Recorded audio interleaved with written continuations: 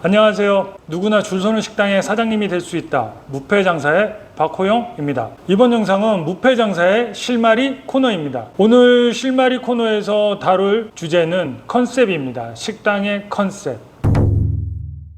지금 예비 창업자 사장님이나 지금 식당을 경영하는 사장님, 식당의 컨셉이란 말 한 번쯤 들어보셨을 겁니다. 식당의 컨셉이 중요해. 식당은 컨셉이 뭐야? 야, 여기는 컨셉이 엉망인걸? 한 번쯤은 이런 단어를 들어보셨거나 동영상이나 어떤 책을 통해서 아니면 마케팅 공부하시면서 외식 공부하시면서 꼭 한 번쯤은 들어보셨을 거라고 생각합니다. 과연 식당의 컨셉은 무엇일까요? 굉장히 광범위하죠. 조금 더 폭넓게 얘기하자면 컨셉은 식당의 핵심 가치와 식당의 핵심 경쟁력, 이걸 포함한 게 컨셉이라고 할 수도 있습니다. 점점점 얘기할수록 식당의 컨셉은 굉장히 광범위하죠. 그래서 식당의 컨셉을 공부하는데 시간이 굉장히 많이 필요하기도 합니다. 그만큼 식당의 컨셉을 배우고 익히는데 시간이 필요한 건 사실이고요. 오늘 무패장사 실마리 코너에서는 식당의 컨셉이 과연 무엇인지 그 기초, 아주 그 밑바탕에 깔려있는 식당의 컨셉의 기초적인 구조를 설명해 드릴까 합니다. 영상을 끝까지 보시면 아마 컨셉에 대해서 기본 개념은 잡히실 거라고 생각합니다. 식당은 음식을 파는 곳이죠. 돈 받고 음식을 파는 곳. 식당은 음식, 즉 메뉴와 그 음식, 특별한 맛, 좋은 맛, 이 두 가지가 있죠. 근데 사람들은 식당을 창업하기 전에 무엇부터 생각할까요? 뭐 상권과 입지도 있겠지만 내가 무엇을 팔 건지 아이템을 선정하는 게 제일 첫 번째죠. 난 이걸 팔 거야. 이걸 정한 다음에 뭐 프랜차이즈 브랜드를 찾거나 검색을 하거나 자기한테 맞는 걸 찾겠죠. 또는 어떤 아이템을 정해놓고 그런 그 업태에 맞는 식당을 창업을 하겠죠. 이 얘기를 왜 하냐면 컨셉은 한마디로 얘기하면 아이템이 아니고 어떻게 파느냐입니다. 즉 식당의 컨셉을 제가 한 줄로 정리하자면 무엇을 파는지가 아니고 어떻게 파는지입니다. 똑같은 칼국수를 남들하고 똑같이 파느냐, 남들하고 다르게 파느냐, 똑같은 짬뽕과 짜장면을 남들하고 똑같이 파느냐, 남들하고 조금 다르게 파느냐, 똑같은 만두, 똑같은 갈비, 똑같은 한우를 남들하고 똑같이 파냐, 아니면 우리는 좀 더 남들하고 다르게 파냐. 음식을 어떻게 파느냐에 따라서 식당의 승패가 좌우되고 곧 이것이 컨셉입니다. 이게 가장 기초적인 식당의 컨셉의 구조입니다. 제가 오늘은 이 구조, 기초적인 구조, 무엇, 아이템이 중요한 게 아니고 그 아이템을 어떻게 파느냐, 그 중요한 컨셉의 1단계를 오늘 영상을 통해서 설명해 드리겠습니다. 오늘 컨셉을 주제로 다룰 음식은 칼국수입니다. 굉장히 대중적이죠. 특별한 기술 없거나 특별한 스킬이 있거나 특별한 무슨 맛을 내는 비법 같은 건 없어도 누구나 쉽게 도전하고 쉽게 창업할 수 있는 칼국수입니다. 너무 대중적이다 보니까 가격 저항성도 낮고 높은 가격선을 받을 수도 없는 그런 문제점도 있지만, 그래서 너무 경쟁이 심하다 보니까 잘 안 되는 칼국수 전문점이 굉장히 많습니다. 하지만 잘 되는 칼국수 전문점도 분명히 존재하고 동네에 한 곳쯤은 있죠. 오늘은 그래서 이 칼국수를 중심으로 두고 아이템이 아니고 어떻게 파는지에 따라서 승패가 달라지는 걸 설명해 드리겠습니다. 즉 컨셉의 가장 기초적인 것, 어떻게 파느냐. 하지만 이것이 가장 기초적인 거지만 가장 중요합니다. 컨셉의 가장 핵심이고 이것만 사장님들이 아주 잘 풀어낸다면 그 식당은 성공합니다. 장담합니다. 저에게 아주 오래전부터 들리는 소문이 하나 있습니다. 어디 칼국수점이 있는데 굉장히 부정적인 말입니다. 가지마, 시간 낭비야, 매일같이 웨이팅이 있는데 줄 서서 먹을 맛은 아니야, 나는 정말 실망했어, 절대 가지 마세요. 이러한 반응이 들려오는 소문과 두 번째, 꼭 가봐, 정말 맛있어, 가성비 끝내줘, 줄 서서 먹을 가치가 충분하게 있어, 와 이런 칼국수점이 있다니, 그러니까 매일매일 줄 서고 웨이팅이 생기지. 이러한 반응, 긍정과 부정이 분명하게 나타내는 칼국수점이 있습니다. 저는 그래서 무척 궁금했습니다. 이 칼국수점을 방문하기로 했습니다. 이 사진으로 보듯이 내가 생각했던 칼국수 이미지하고는 많이 벗어나진 않았습니다. 제가 알기론 이 집의 칼국수는 3,000원부터 출발을 했고요. 물가 상승과 더불어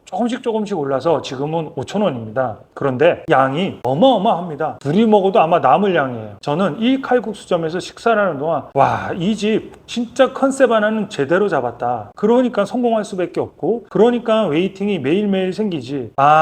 이렇게 해서 부정적인 소문이 나는구나. 왜 그럼 그 부정적인 소문이 난 근거와 근원과 그 소문을 내는 타겟층들이 누구인지 바로 간파할 수 있었습니다. 지금부터 설명을 해드리겠습니다. 그 식당은 그 칼국수 전문점은 재래시장에 위치해 있습니다. 유동인구가 굉장히 많고요. 유동인구가 굉장히 많은 장점이 있는 반면에 분명히 단점도 존재합니다. 식당은 이렇게 재래시장 한가운데에 위치해 있고요. 들어가는 입구에 이렇게 반죽을 합니다. 여기서부터 전문가 포스가 확 나죠. 메뉴는 칼국수, 김치어묵, 칼국수, 콩국수 이렇게 세 가지고요. 처음엔 3,000원으로 시작했고 10년 정도 된 것 같은데 그 사이 2,000원 뿐이 안 오른 겁니다. 전면에서 끊임없이 반죽을 합니다. 그리고 끊임없이 손으로 칼국수를 만들고 칼로 썹니다. 기계제면이 아니고요. 이렇게 칼국수 만드는 공간이고요. 이 바로 옆이 들어가는 출입구입니다. 그리고 밀가루 중에서도 대한민국에서는 곰표 밀가루가 탑이죠. 그 중에서도 고급 제면용이라는 밀가루를 이렇게 산더미처럼 쌓아놓고 반죽을 합니다. 끊임없이 반죽을 썰고 있고요. 여기서부터 손반죽, 손칼국수라는 향수를 자극하죠. 그리고 전문점이라는 인식이 많이 들죠. 메뉴는 홍두깨 칼국수, 김치, 어묵 칼국수, 콩국수 이렇게 있습니다. 메뉴도 단출하게 세 가지. 전문가 느낌이 확 나죠. 메뉴가 많다고 전문가 느낌이 안 나는 건 아니지만 그래도 가짓수가 적은 메뉴가 더 전문가 느낌이 나는 건 사실입니다. 자, 식당 내부에 들어갔고요. 이렇게 내부에 들어가면 많지 않은 테이블에 사람 옹기종기 붙어서 식사를 합니다. 어떻게 이 집이 과연 남들하고 어떻게 파는지, 컨셉을 어떻게 잡았는지 아직까지는 감이 잘 오지 않으실 겁니다. 이 식당은 주방이 따로 있지 않아요. 식당이 조금 좁다 보니까 반죽한 칼국수 면이 바로 이렇게 출입문을 통해서 바로 들어오면 면 삶는 기계를 통해서 바로바로 삶아집니다. 그래서 면 삶아지는 걸 눈으로 볼 수 있고요. 여기서 끊임없이 삶아내고 끊임없이 칼국수가 나가는 거죠. 끊임없이 반죽을 하고 끊임없이 면을 삶고 계속 칼국수가 나옵니다. 왜냐면 웨이팅이 있고 매일매일 웨이팅이 있어요. 그러다 보니까 식당 저쪽 뒤편에 계속 겉절이를 계속 담그는 분이 따로 있어요. 그러니까 회전율이 빠르다 보니까 겉절이 상태가 워낙에 싱싱하고 아주 프레시합니다. 계속 뒷주방에서 신선한 겉절이가 계속 나옵니다. 이런 식으로 면이 계속 삶아지고 이렇게 삶아지면 그래서 바로 담고 여기가 이쪽이 그냥 홀이에요. 이렇게 바로바로 내어지는 시스템입니다. 자, 이 집에서 식사를 하는 동안 제가 이 집을 진짜 물개박수를 딱 치고 진짜 컨셉을 잘 잡았다는 거를 설명을 해 드리겠습니다. 좀 아까 앞전에 영상을 보셨듯이 별반 다를 게 없는 재래시장에 위치한 칼국수 점입니다. 근데 이 집이 왜 매일매일 줄 서고 부정적인 소문을 낸 근원은 어디에 있는지 설명을 해드릴게요. 자, 재래시장을 이용하는 타겟층, 주 고객층은 20대, 30대일까요? 아니면 40대, 50대, 60대, 70대일까요? 젊은 세대들은 아니겠죠. 분명히. 물론 있겠지만 노년 세대들이 많겠죠. 40대 후반부터 60대, 70대가 많겠죠. 이들의 특징은 경제활동이 멈춰져 있는 세대가 많을 겁니다. 그렇다 보니까 주머니 사정이 그렇게 넉넉하지가 않겠죠. 그래서 이 칼국수점은 3,000원으로 출발했던 거고요. 지금은 3,000원에서 물가 상승과 더불어 2,000원이 올랐지만 그래도 매일 줄 서고 5,000원의 칼국수 퀄리티 치고는 육수도 진했고요. 양도 어마어마하게 많았습니다. 그리고 맛이 그렇게 없지는 않았습니다. 그냥 일반적인 칼국수 맛이었습니다. 그렇다 보니까 이 재래시장을 이용하는 20, 30대를 타겟층으로 하는 게 아니고 40대, 50대, 60대, 70대를 타겟층으로 한 거죠. 그러니 제가 식사하러 갔을 때도 젊은 세대보다는 노인 세대들이 굉장히 많다는 걸 느꼈습니다. 그런데 여기에 어떻게 파느냐의 방점은 이 집의 면에 있습니다. 제가 면을 먹어보고 깜짝 놀랐습니다. 면 요리라면 쫄깃쫄깃 탱글탱글이라는 이미지가 머릿속에 각인이 돼 있고 생각이 나죠. 그렇지만 이 집의 면을 딱 먹는 순간 그 상상이 완전히 사라졌습니다. 면이 입안에서 그냥 잘 퍼집니다.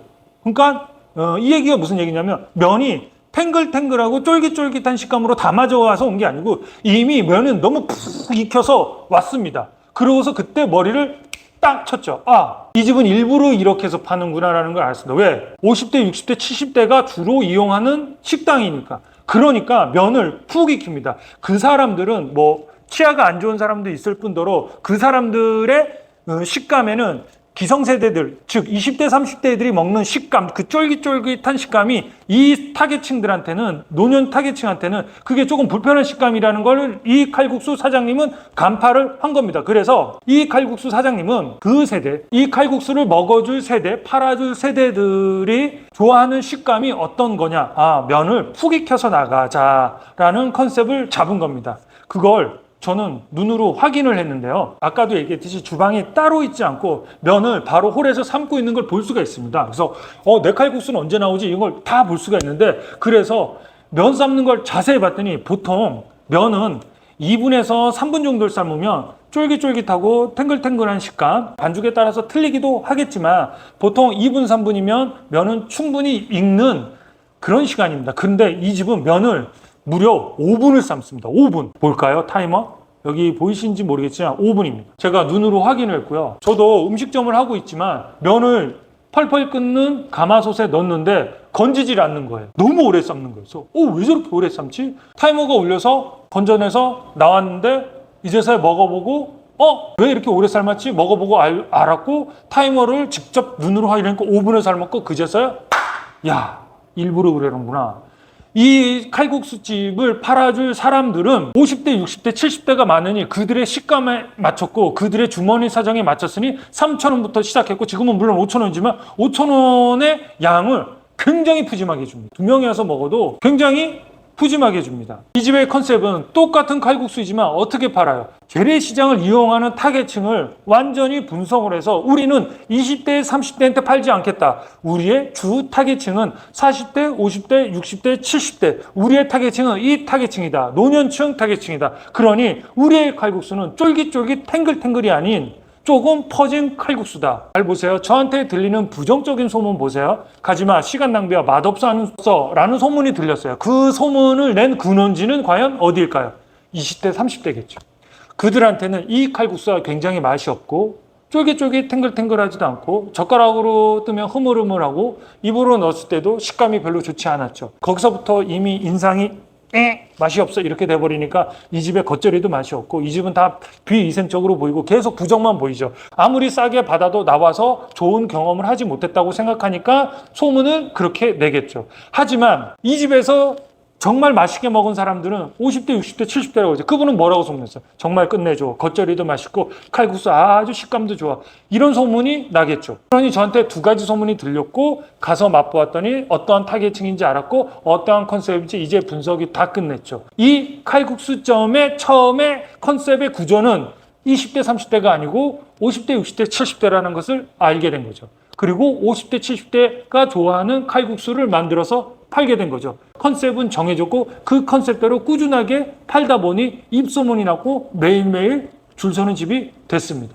이게 바로 똑같은 칼국수라도 누구 입에 맛있고 누구 입에는 형편없는 칼국수인데 왜 소문이 나는 컨셉의 중요한 이유입니다. 칼국수는 중요하지 않습니다. 재래시장에서 칼국수를 어떻게 팔 것인가, 이게 중요합니다. 그러면 다시 반대로 이 칼국수를 20대, 30대들이 많이 모인 대학 상권으로 가면 장사가 안 되겠죠. 이 사장님이 다점포를 운영한다. 그럼 어떻겠어요?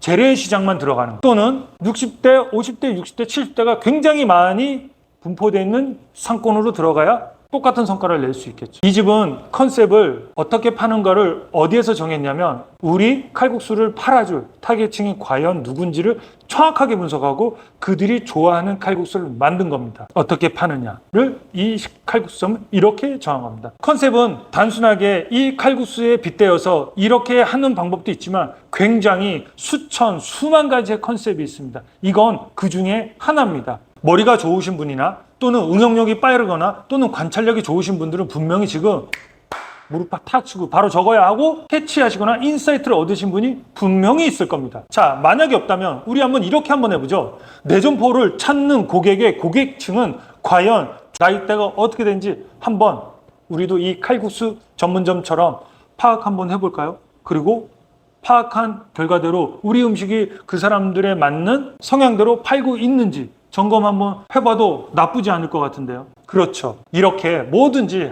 하나라도 우리 한번 해봅시다, 사장님. 컨셉을 이런 식으로 조금씩 배워나가는 거예요.